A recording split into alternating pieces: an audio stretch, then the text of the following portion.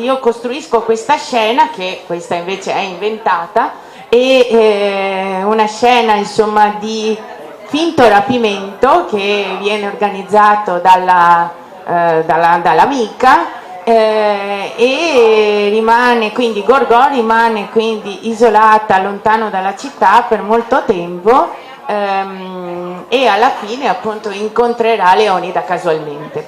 Quindi è ovviamente una costruzione che ho dovuto inserire per risolvere un po' la situazione del matrimonio combinato. Però tu punti un po' il dito, metti un po' il dito nella piaga di questa cosa delle donne. Magari dopo la riprendiamo. Io direi che potresti dirci però qualche differenza appunto tra Atene e Sparta, per dire le due insomma città principali che abbiamo studiato, e Sparta però devo dire che ha sempre affascinato, chissà perché Sparta ha sempre affascinato di più, perché è molto particolare. Quindi magari le differenze un po' nell'organizzazione, così rispolveriamo un po'. A me piace spesso nei libri ritrovare delle cose o trovare delle cose che non conosco, imparare qualcosa di nuovo, portarmi a casa qualche esperienza di viaggio senza viaggiare. Oggi viaggiamo in Grecia, viaggiamo nell'antica Atene, nell'antica Sparta, e cos'era, V secolo a.C., giù di là, ecco. E dici un po', ricordaci un po' come erano organizzate, e soprattutto ovviamente le donne, come era organizzata la vita delle donne, perché anche non solo la vita degli uomini era diversa, ma anche quella delle donne. Sì, certo, Atene era una città democratica, fin dalle origini, diciamo che a contare più di tutti era il demos, il popolo, che però appunto, come sappiamo, avevano diritti solamente i cittadini maschi adulti. Le donne erano invece le donne e gli schiavi erano esclusi dai diritti politici. A Sparta invece c'era l'oligarchia, quindi governavano poche persone, in particolar modo era retta da una diarchia, cioè c'erano due re, come hai detto prima Sara, e un consiglio degli anziani che aveva una grande importanza per tutte le decisioni politiche. Poi c'era la società era improntata sulla guerra, c'era un addestramento militare proprio organizzato fin dalla tenera età, perché i bambini venivano tolti alle famiglie dall'età di 7 anni, e quindi era tutta incentrata sulla guerra, però paradossalmente, pur in questo stato così rigido, così chiuso, così proprio concentrato sulla potenza dominante, insomma, degli uomini, le donne erano più libere, potevano partecipare alla vita pubblica, uscire di casa da sole, essere anche avere delle proprietà, avere una dote, e anche potevano proprio gestire insomma la loro vita, si allenavano, quindi tenevano il corpo in forma, si esercitavano nella corsa in particolar modo e nel tiro con l'arco, e quindi era tutto comunque questo in funzione dello Stato, perché comunque queste donne così, diciamo, forti e anche coraggiose avevano la funzione comunque di assicurare la discendenza e di permettere quindi che Sparta rimanesse tale per molti secoli, come in effetti fu. È entrato anche nel linguaggio lo spartano, no? Che vuol dire essenziale e anche un po' brutale, oserei dire. E Atene invece era un po' la culla della cultura, insomma, no? Anche con tutta la parte poi dei nostri amici dei e dell'Olimpo, eccetera, se vogliamo anche un po' quella votata un po' alla decadenza, no? Un po' come Roma, quando le società sono troppo opulente, prima o poi finiscono per Sì, Atene ebbe un grande sviluppo economico, sociale e anche culturale. L'apice ci fu nel V secolo a.C., quindi 2500 anni fa, più o meno nello stesso periodo in cui ci furono le guerre persiane. Ebbe dei grandissimi statisti che cambiarono insomma il volto della città. Clistene, dopo di lui Pericle in particolar modo, fecero in modo che la città diventasse sempre più sviluppata e c'era una base culturale, anche le scuole erano molto importanti. In particolar modo nacque la filosofia e quindi si crearono delle comunità in cui si insegnava a pensare. Il pensiero si sviluppò tantissimo e da Socrate in poi, come penso molti di voi sapranno, si ebbe proprio uno sviluppo del pensiero, la gente imparava a ragionare con la propria testa e si dava la possibilità di votare anche alle persone poco acculturate, tant'è vero che potevano andare in tribunale anche coloro che non avevano una grossa cultura. Pericle mise una paga e fece in modo che i macellai, i vasai, tutte queste persone che non avevano una grossa cultura potessero chiudere i loro negozi per andare a votare, per partecipare alle questioni politiche.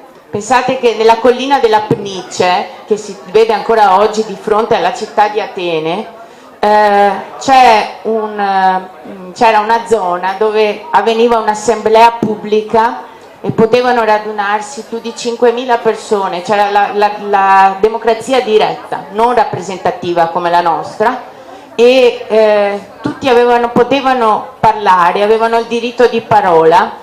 E le assemblee duravano dall'alba fino al tramonto e poi potevano essere riaggiornate nei giorni successivi perché tutti potevano parlare. Quindi bisognava avere qualcosa di interessante da dire, ma tutti potevano prendere la parola se c'erano degli interessi importanti in gioco. Quindi era veramente una cosa rivoluzionaria questa, no? Che a Sparta, per esempio, non sarebbe mai accaduta. Questo sì, vedi anche com'è difficile poi portare avanti la democrazia e Atene lo ha dimostrato. Quindi tu attraverso anche delle fonti che tu hai studiato evidentemente approfonditamente, hai citato Erodoto, ma c'era anche Plutarco, dicevi, e sei riuscita, li hai usati anche per ricostruire l'epoca. Sì, l'epoca storica è ricostruita proprio, diciamo, dalle basi, ecco.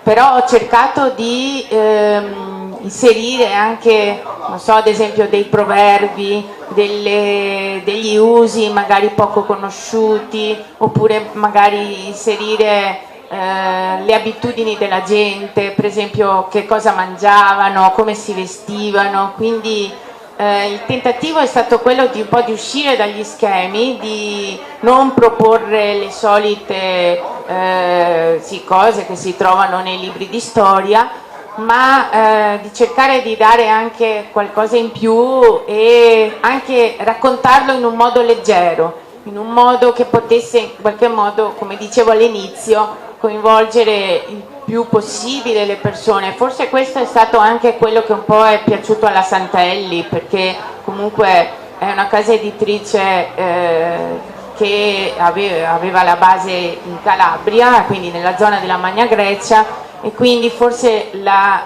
lettura del testo è stata insomma anche forse confacente con la loro base culturale, diciamo. Quindi diciamo che fin dalla prima lettura loro sono stati molto interessati, hanno forse capito anche un po' l'originalità del testo. Io l'avevo mandato anche ad altre case editrici, ma appunto loro sono stati quelli insomma che ne hanno forse colto subito, insomma, sì, il senso, ecco, il senso davvero.